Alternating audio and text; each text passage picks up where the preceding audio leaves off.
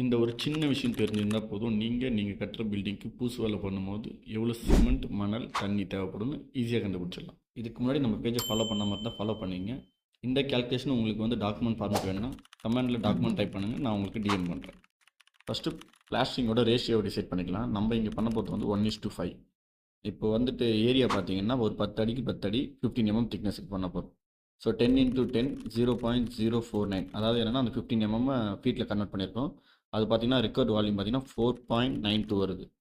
இப்போ 1 m3க்கு எவ்வளோ சிமெண்ட் தேவைப்படும்னு பார்க்கலாம். 1/6, அதாவது என்ன 6 எதுன்னு பார்த்தீங்கன்னா 1:5 வருதுல்ல, அது ரெண்டுத்தையும் ஆட் பண்ணால் அது அந்த 6 தான். இது 1/6 × 1.27, அந்த 1.27 பார்த்தீங்கன்னா ட்ரை டு வெட் வால்யூம் மாற்றுறது இன்ட்டு 1440. இது பார்த்தீங்கன்னா சிமெண்ட்டோட density 1/6 × 1.27 × 1440 equal to 304.8 kg of cement தேவைப்படுது. ஒரு